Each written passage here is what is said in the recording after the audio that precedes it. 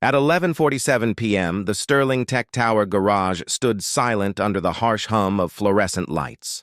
Samuel Johnson pushed his cleaning cart past a row of luxury cars, his worn shoes echoing on the concrete floor. Then he noticed it. The black Tesla's interior light was on. It shouldn't have been. He took a step closer. Something moved in the back seat.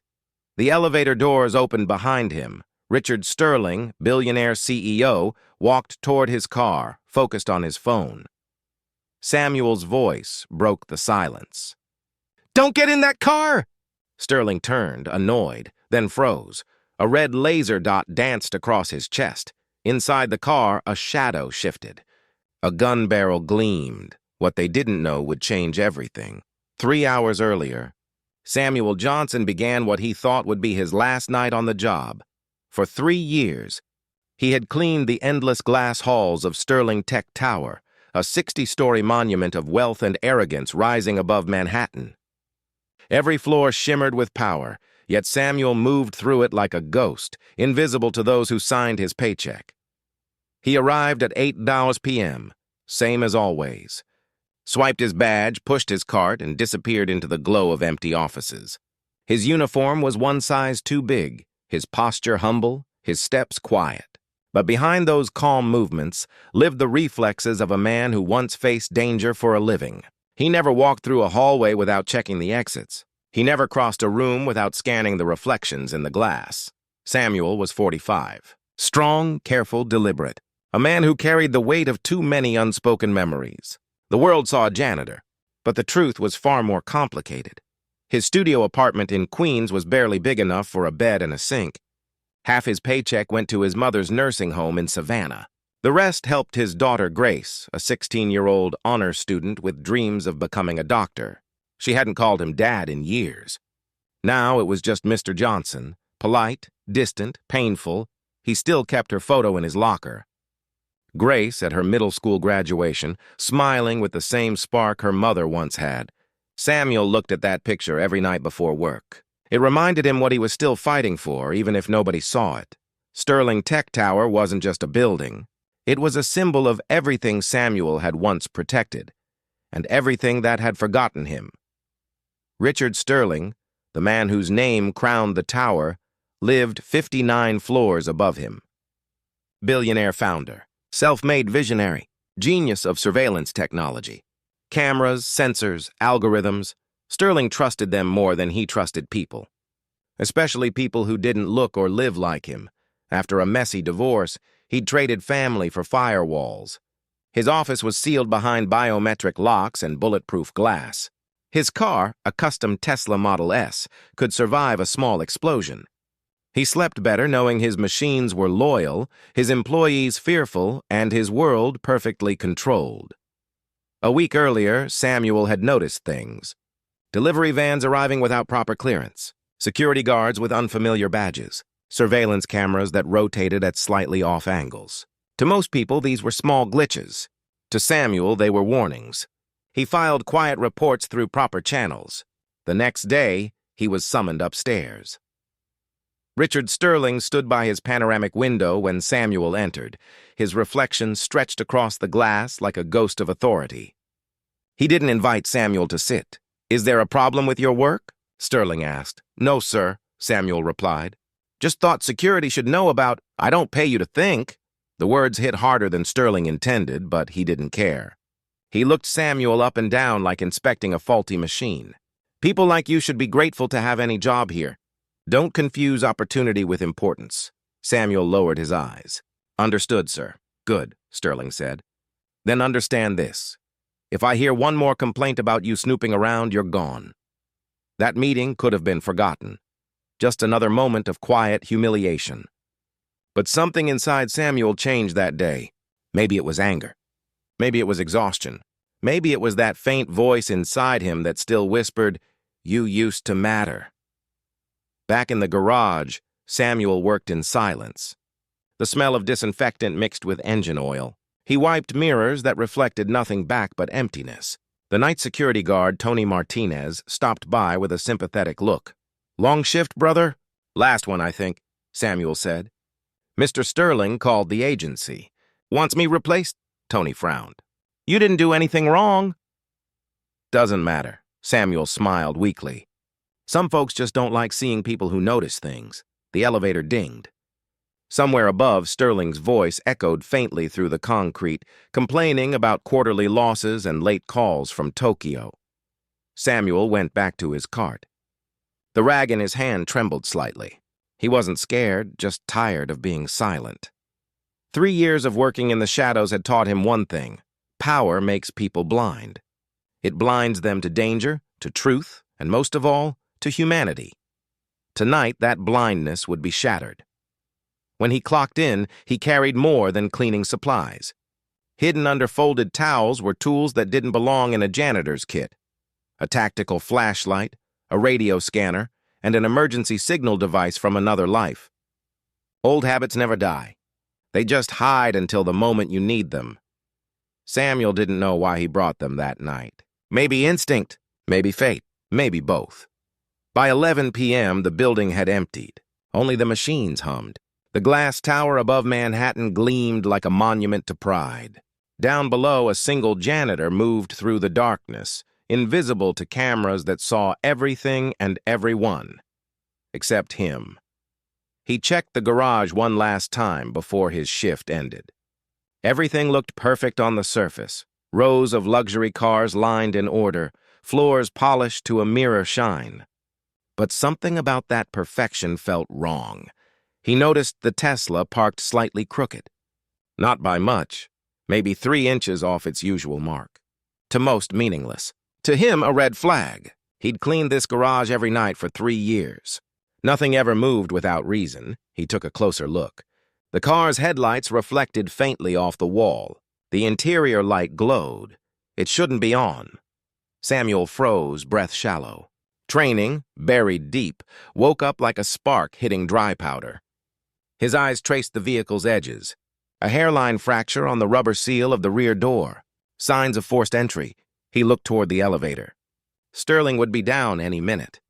His flight from Tokyo had landed hours ago. Like clockwork, he'd step out at 11:45, unlock his car with a thumbprint, and drive away into the night. Unless something stopped him. Samuel's heart pounded. The hum of the fluorescent lights sounded like a countdown. He took one step toward the car, then another.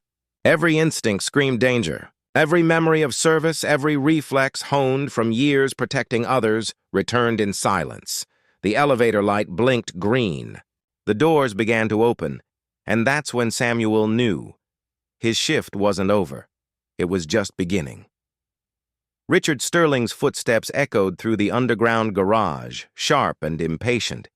The billionaire had just finished a late call with investors in Tokyo, and frustration clung to him like static. He hated delays, hated imperfection, and above all, hated being questioned. Samuel looked up from his cart as the elevator doors opened. The sight of Sterling stepping out in his perfect suit made something inside him tighten. He'd seen this man 100 times from a distance, always moving fast, always surrounded by walls of glass and power. Tonight, there were no walls. Just concrete, silence, and truth. Sterling glanced around the garage and frowned when he saw Samuel still working. "You again," he muttered. "Didn't I tell the agency to replace you?" Samuel straightened slowly. "Just finishing my shift, sir. Floors take longer when you do them right." Sterling's tone dripped with irritation. "Do them right? You've been here 3 years, and these floors still look the same. Maybe that's the problem." He circled the janitor like a man inspecting property.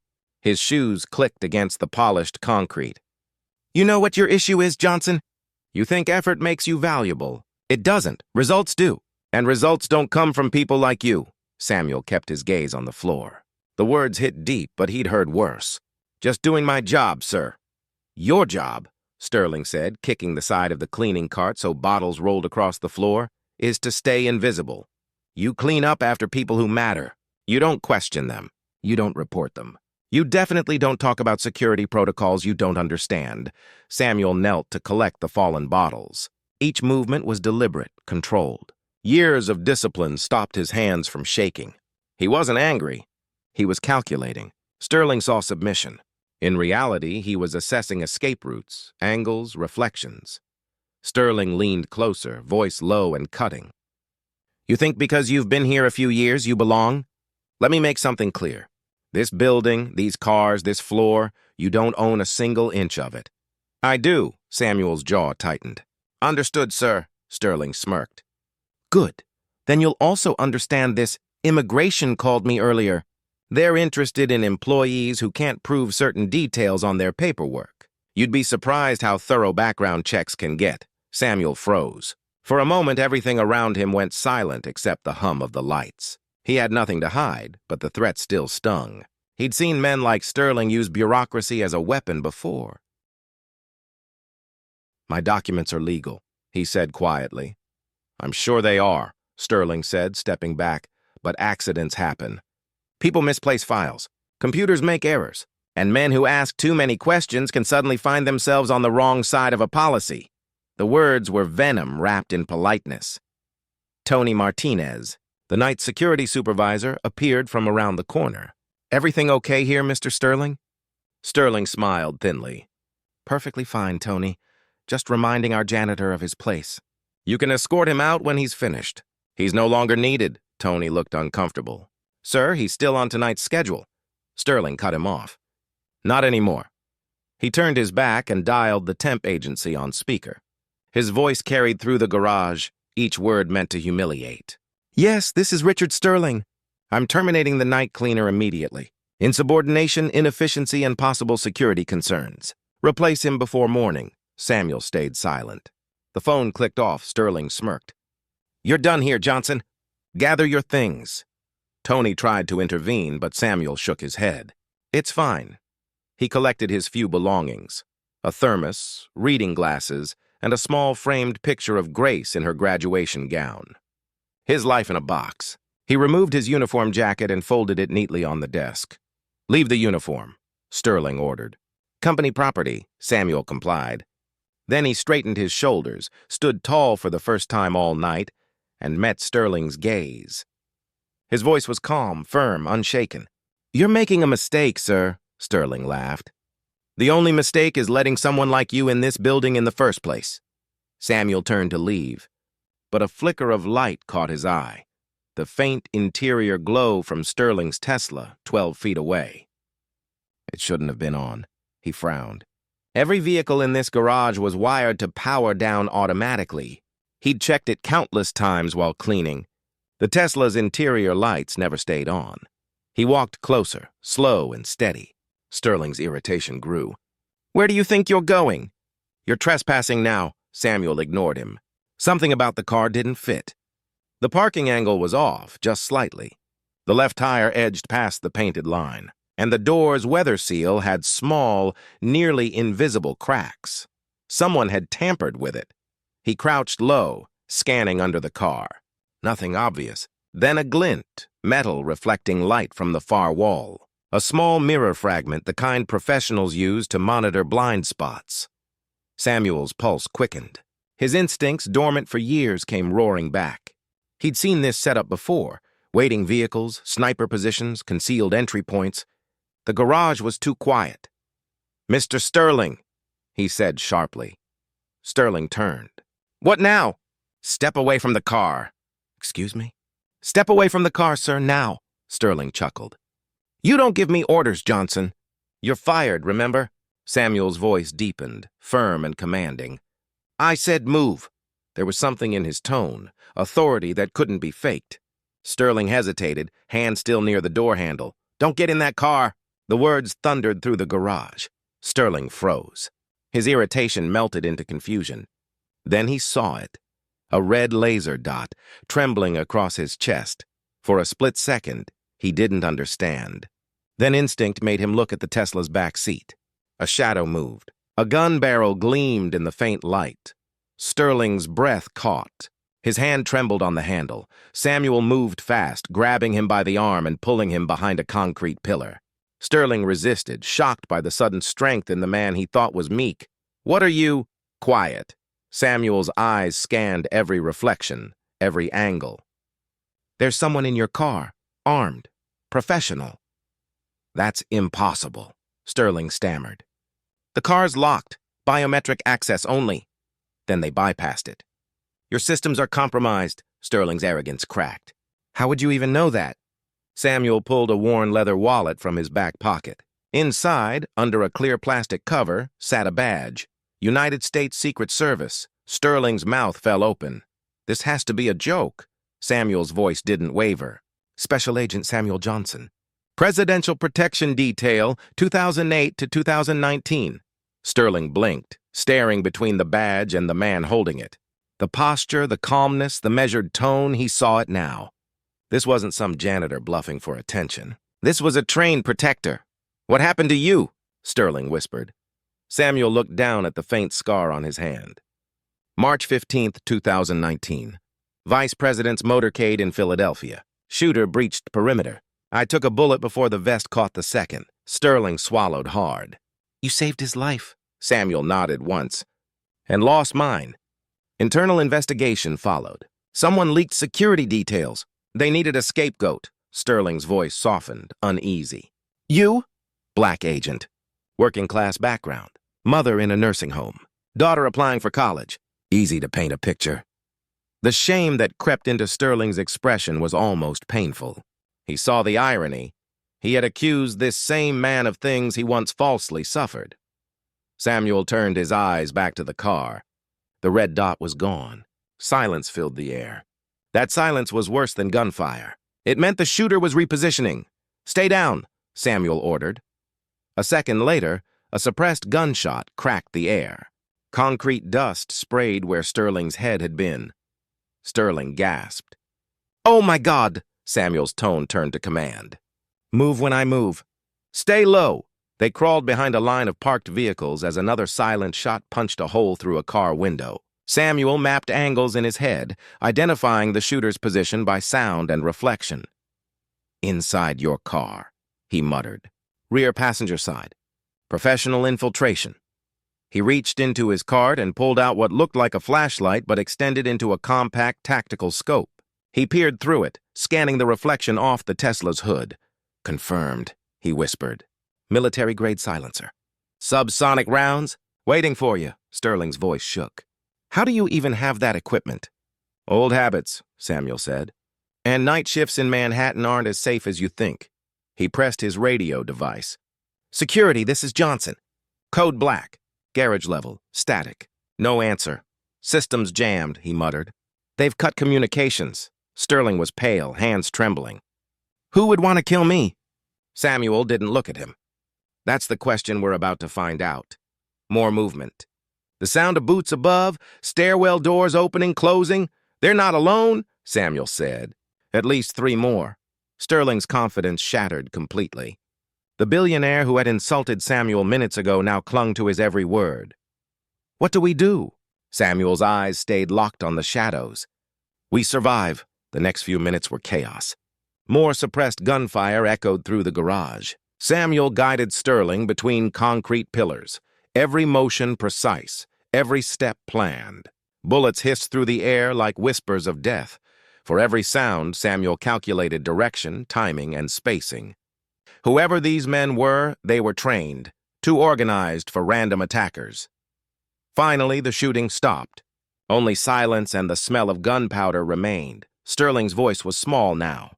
"You saved my life." Samuel's reply was calm. "For now. But this isn't over."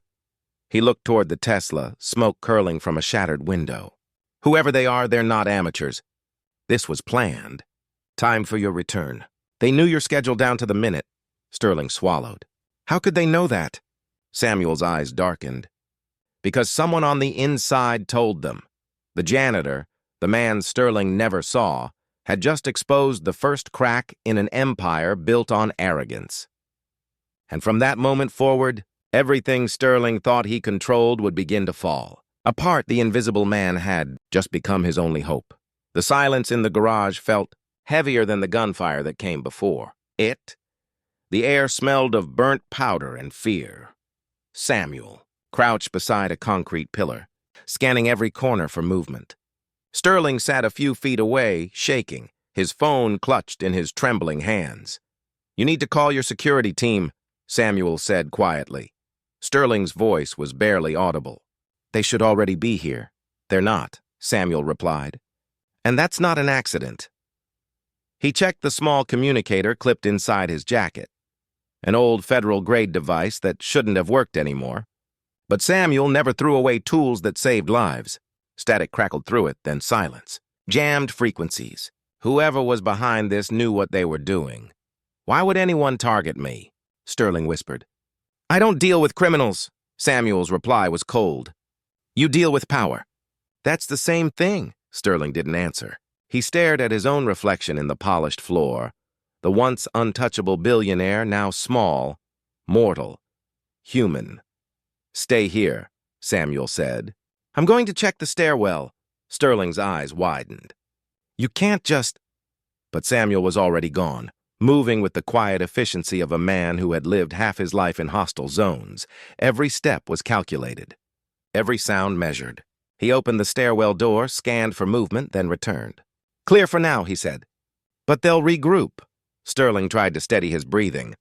"How did you even end up here? A Secret Service agent cleaning floors?" Samuel sat against the wall, eyes on the dark corners of the garage. His voice was low, steady, stripped of emotion. March 15th, 2019. Vice President's motorcade in Philadelphia. Routine event. Routine day. Until it wasn't. He looked down at the scar on his hand, tracing it with his thumb. The shooter breached the perimeter. Someone on the inside fed him intel. Exact route, guard rotation, time of arrival. I saw him too late. Got hit through the hand before my vest caught the rest. Sterling listened, the weight of Samuel's words pressing against his conscience. "What happened after?" "Investigation," Samuel said bitterly. "They needed a scapegoat. My file checked all the boxes. Black agent, single father, mother in a nursing home, financial stress. They said I fit a risk profile." Sterling flinched. The same words he had thrown at Samuel only hours ago. "People like you should be grateful to have any job."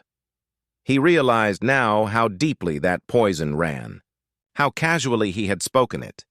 "I was cleared," Samuel continued. "But by then it didn't matter. Reputation destroyed. Marriage over? No agency would hire me again. The protection world is small. Once they doubt your loyalty, you're done. So you became a janitor." "I became invisible," Samuel said. "Easier that way." "You'd be surprised what you can learn when no one sees you." For the first time, Sterling didn't know what to say. He'd built his empire on seeing everything, yet had never noticed the man who saved his life tonight. The elevator dinged. Both men froze. The doors opened. 2 security guards stepped out. But Samuel didn't relax. Their uniforms were wrong. "Wrong stitching, wrong formation, wrong equipment! Stay down!" Samuel hissed. The guards raised their weapons too fast for comfort. Samuel fired first, not bullets, but light. He threw a flash beacon that filled the garage with blinding white. Gunfire erupted, muffled, suppressed. Bullets slammed into concrete. When the light faded, both imposters were down. Samuel dragged one into cover, checked the insignia on his vest. No company name, no ID, just clean black tactical gear. "Not your men," Samuel said grimly. "These are professionals," Sterling's voice shook.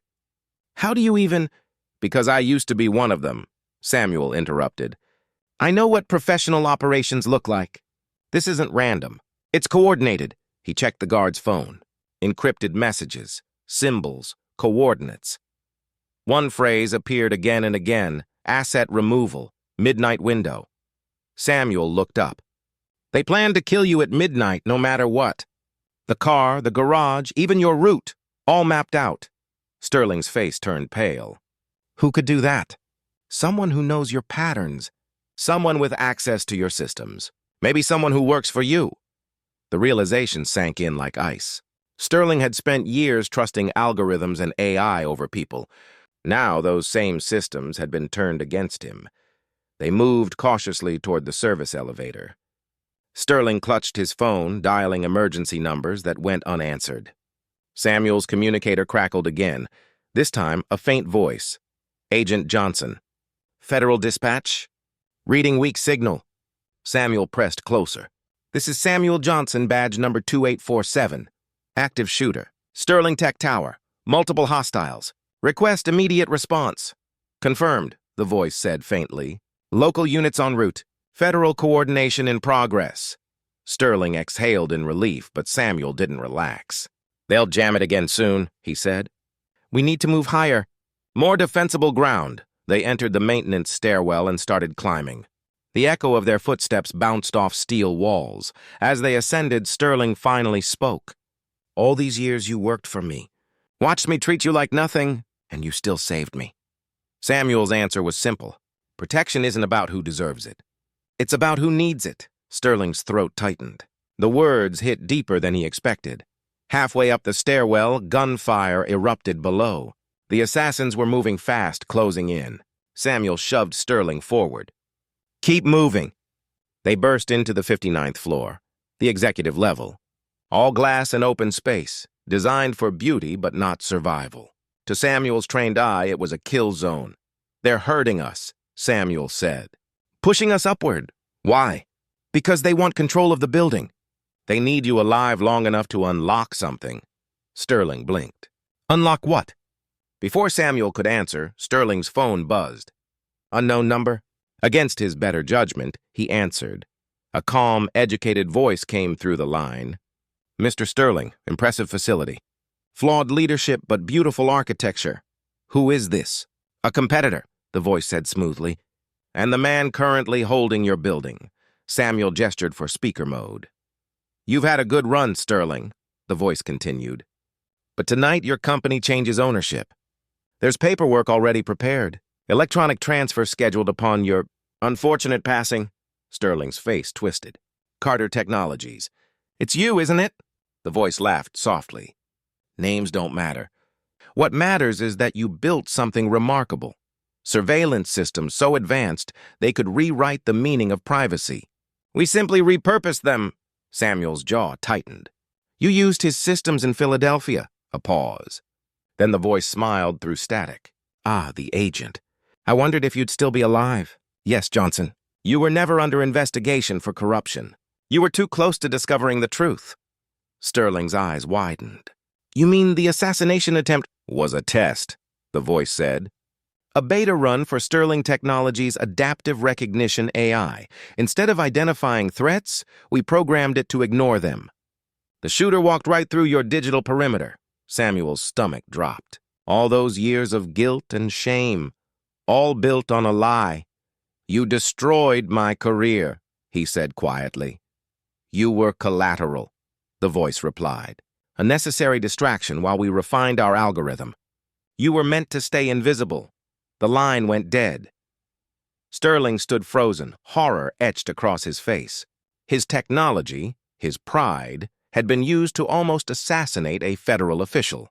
And now it was being used again to kill him. Samuel grabbed his arm. We have 6 minutes until backup arrives. We hold here. He began barricading the doors, moving desks, locking down control panels. Sterling helped without speaking. The reality of what he'd built, and the man who'd warned him, settled heavy in his chest. The building lights flickered. Emergency mode activated. Then a sound, faint at first, then sharp and mechanical. Steel shutters sealing windows. Samuel realized what was happening. They're initiating your lockdown protocols. Sterling's eyes widened. But only I can, unless someone cloned your credentials. From below came the steady rhythm of boots. Dozens of them. Samuel turned to Sterling. You have one last chance to make this right. You said people like me don't belong here. Tonight, people like me are the only reason you're alive. Sterling nodded, tears forming at the edges of his eyes. I was wrong. The footsteps grew louder. The glass walls around them reflected the red glow of alarm lights. Samuel tightened his grip on a defensive baton. Stay behind me. When I move, you move. As the first attackers breached the upper stairwell, Samuel whispered, They're coming for both of us now. And for the first time in years, Richard Sterling understood what fear really felt like. Not the fear of losing money or power, but the fear of losing everything that truly mattered. In the glow of the alarms, two men, one who built the system, one who survived it, prepared to fight side by side, the invisible protector and the billionaire who finally learned to see him. The next few minutes would decide not only who lived, but who deserved to. Gunfire cracked through the glass walls like thunder. The top floors of Sterling Tech Tower shimmered with chaos, shattered reflections, sparks from broken lights, alarms howling through the night. Samuel Johnson moved like he was back on duty, his body remembering what his mind hadn't needed in years, every motion precise, every breath measured. Sterling ducked behind a desk as bullets tore through his office door. His heart pounded louder than the gunfire. He had built this building to be indestructible. Tonight it had become a trap. Samuel crouched low beside him. "They want you alive long enough to unlock something," he said. "Access codes, systems, then they'll finish the job." Sterling's voice trembled. "What do I do?" "Listen," Samuel said firmly. "Do exactly as I tell you. When I say move, move. No hesitation." Sterling nodded, eyes darting toward the windows. The skyline glowed red under emergency lights, the city oblivious to the war happening 60 floors above. The glass behind them exploded. A line of bullets tore through the room. Samuel pushed Sterling flat against the floor and fired a tactical flash beacon toward the hallway. The bright burst blinded the attackers for seconds, just enough for Samuel to pull Sterling into a side corridor. They moved through the executive level like shadows. Samuel's mind calculated everything: distances, angles, timing. For him, this wasn't chaos. It was geometry. They reached a conference room overlooking the city. Sterling's reflection looked ghost-like against the skyline. He whispered, "This is my company. My technology. My fault." Samuel scanned the door, locking it. "Then it's time to take responsibility for it." He turned to Sterling. "Your building's AI network. Can you control it manually?" Sterling shook his head. "Not without main access. They've hijacked the system. Every door, every camera, under their control now." "Then we reverse it," Samuel said. "You designed the system to recognize faces, override the algorithm, flag every armed person as a hostile." Sterling's eyes widened. "That'll trigger automatic lockdown?" "That's the point." He hesitated. "You'll trap yourself too." Samuel gave a faint smile. "I've been trapped before." Sterling stared at him for a long moment, then opened his tablet. His hands shook as he entered emergency override codes. Samuel covered the door, gun steady. "Faster," he said softly. "They're moving." Lines of code scrolled across the screen. Sterling worked through layers of encryption, bypassing systems he'd once bragged were unbreakable. Finally, the tablet flashed green. Override complete. Across the building, alarms shifted tone. Cameras turned red. Metal barriers slammed down over elevator shafts and stairwells. The assassins froze, realizing too late that the system had turned against them. Samuel exhaled. "Now they're locked in here with us." Moments later, a voice came through the intercom, the same calm, cultured tone they'd heard before. "Impressive move, Agent Johnson. But you've only delayed the inevitable." Samuel recognized the arrogance instantly. "You're Carter, aren't you?" A soft laugh. "Names are irrelevant. You should understand that by now. You of all people know what it means to be erased." Sterling clenched his fists. "You used my technology to kill people." "Your technology killed no one," the voice said smoothly. "Human decisions did. You made the system. We found its potential. You destroyed lives," Sterling shouted. "Collateral progress," the voice replied. "You built eyes that could see everything, Sterling. You just never realized who was watching through them." Samuel's communicator buzzed faintly. "Agent Johnson, this is Federal Response. 2 minutes out." He looked at Sterling. "We hold the floor until they arrive." The intercom crackled again, this time with a different sound, a faint beeping from Sterling's tablet. A new message flashed across the screen. Samuel leaned closer. It was a live video feed. Grace Johnson, 16 years old, walking across a college campus in Georgia. A red laser dot moved across her shoulder. The voice returned, calm and cruel. "You have a remarkable daughter, Agent Johnson. Brilliant, ambitious, unaware that she's the reason you'll make the right choice tonight." Samuel froze. "Don't you touch her?" "That depends on you. Surrender. Deactivate the lockdown. Walk into the open, or she dies before sunrise." Sterling saw the pain in Samuel's eyes, not fear, but something deeper.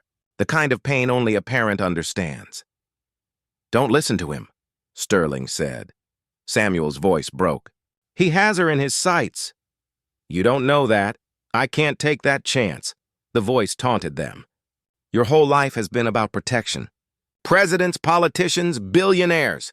But what will you protect tonight? Your duty or your blood?" Samuel's heart pounded. The choice tore him in half. He'd spent his life saving people who never thanked him, defending men who never cared. And now the life of his only child hung in the balance. He closed his eyes, whispering her name. "Grace!" Sterling stepped forward, his voice steady for the first time all night. "Take their deal. End this." "Save her." Samuel shook his head. "I can't. You have to." "No." Samuel's voice hardened. "If I do, they win. They erase everything. The truth, the proof, the lives they've taken. My daughter doesn't need a father who made it easy. She needs one who did it right." He gripped the side of the desk, grounding himself in the pain. "Heroes don't choose between right and wrong, Sterling. They choose between right and easy." Sterling's throat tightened. For the first time, he saw true courage. Not the kind that came with money, but the kind that came from sacrifice. The voice on the intercom grew colder. "Final warning. 15 seconds, Samuel whispered. "Activate the failsafe." Sterling hesitated. "What does that do?" "Ends it." Sterling entered the code. The building's defense grid roared to life. Automated turrets descended from the ceiling, scanning for armed signatures. Every assassin caught in the system's view was tagged hostile. Gunfire erupted everywhere. The glass tower turned into a war zone. Samuel pulled Sterling into cover as bullets ricocheted off steel barriers. The assassins fought back, trapped, desperate. The red lights strobed like heartbeat pulses through smoke and dust. Federal sirens wailed in the distance, growing louder by the second. "Hold on!" Samuel shouted. "They're here!" The building shook as tactical breachers stormed the lower levels. Loudspeakers blasted commands. "Federal agents! Drop your weapons!" The firefight intensified, then slowed, then stopped. One by one, the gunshots faded into silence. Samuel stayed crouched, weapon raised, listening to the ringing in his ears. Then came the sound he'd been waiting for. Heavy boots, synchronized, disciplined. A voice called out through the haze. "Agent Johnson, this is SWAT Alpha. Confirm your position." "Floor 59, Samuel replied, his voice hoarse. "Two civilians secure." "Multiple hostiles down." The door burst open. Federal agents in tactical armor flooded the room, weapons trained. A woman in command gear approached. "Agent Johnson?" Samuel nodded. "It's been a while. FBI Special Agent Martinez," she said. "We've been tracking this network for months. You just gave us everything we needed." Sterling exhaled, slumping into a chair. The billionaire who thought he was untouchable finally looked human. Martinez turned to him. "Mr. Sterling, your company's systems were compromised by Carter Technologies, a foreign-backed intelligence front. They used your software for covert operations, including the assassination attempt on the vice president." Sterling covered his face with his hands. "My technology." "My fault." "No," Samuel said quietly. "Your ignorance." "There's a difference." Martinez nodded toward Samuel. "Your investigation made tonight possible. Without your persistence, we'd still be chasing ghosts." Samuel looked at the shattered windows, the rising dawn outside. "Just did my job." Then his phone buzzed. "An incoming call. Grace," he answered with shaking hands. "Daddy?" Her voice cracked through tears. "Are you okay?"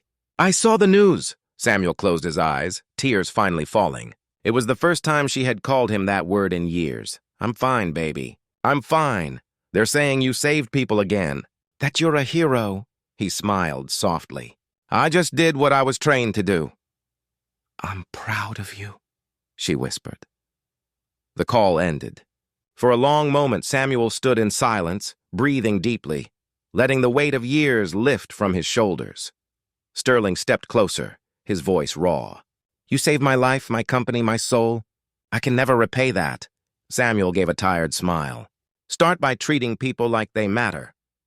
Outside, the city lights flickered with the first signs of dawn. The chaos had ended. The truth had been exposed. In that fragile morning glow, two men, once divided by power, now stood equal. One redeemed. The other finally seen, and somewhere in the distance, the sound of helicopters faded into peace. Morning light spilled across the shattered floor of Sterling Tech Tower. The air that had been thick with smoke and fear now felt calm, heavy with aftermath. The sirens were fading. The chaos had passed. All that remained were the echoes of gunfire, of choices, of truths finally seen. Samuel Johnson stood near the broken window, staring at the city below. The sun had climbed above the skyline, painting the glass towers gold. His reflection looked older than he remembered, but freer too, like a man finally released from a sentence he never deserved. Federal agents moved through the wreckage, securing evidence, cataloging weapons, interviewing survivors. Their voices blended into the hum of the morning. Somewhere below, news vans had already gathered. Cameras pointed upward at the tower that now carried more than one story. A story of arrogance, betrayal, and redemption. Sterling sat quietly at his desk, his suit torn, his eyes hollow but awake. The weight of everything he'd ignored for years pressed against his chest. For the first time, he wasn't thinking about profits or stock prices, or quarterly meetings. He was thinking about people. Samuel turned toward him. "You'll need to testify," he said softly. Sterling nodded. "I know. They'll dig through every decision you've made," Samuel continued. "Every contract, every system." "I deserve it," Sterling replied. "Every bit of it." There was no pride left in his voice, only acceptance. The man who once stood above everyone else had finally come down to earth. The elevator opened behind them. Agent Martinez stepped out, holding a folder. "Johnson," she said, "we've confirmed Carter's capture. He's in custody. The network's down." Samuel exhaled slowly. "Good." Martinez handed him the folder. "You might want to see this." Inside were photos, grainy surveillance shots from Georgia. A teenage girl sitting on a campus bench, books in her lap, sunlight in her hair, Grace Johnson. Safe. Samuel's hands shook as he looked at her smile. His voice broke on a whisper. "Thank you," Martinez smiled faintly. "She's under protection until this is over." He nodded, swallowing emotion that had waited years to be felt. Sterling watched quietly. For the first time, he saw not a janitor, not an employee, but a man who had carried pain with dignity, who had fought his battles without bitterness. "You should take time off," Sterling said. "Be with her." Samuel looked out the window again. "I will. But first I need to tell the truth." By noon, the building was surrounded by press. Helicopters hovered above. Reporters shouted questions, searching for a headline.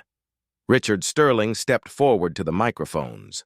His hands steady, his voice raw but honest. "Last night," he began, "Sterling Technologies was the target of an attack that exposed not only corruption within the system, but blindness within myself. A man I dismissed, insulted, and ignored saved my life. His name is Samuel Johnson." Cameras flashed. Reporters murmured. Sterling continued. "He was once a Secret Service agent who protected this nation. My company's systems, the ones I built and took pride in, were used to destroy his career. Today, I stand beside him not as his employer, but as a man asking for forgiveness." Samuel stood a few feet behind him, hands clasped, calm and silent. The world that had once looked right through him was finally seeing him. Sterling finished his statement. "If there's one thing this night has taught me, it's that power means nothing without integrity. And sometimes the people we overlook are the ones carrying the light we need most." He stepped aside, giving the podium to Samuel. Cameras turned.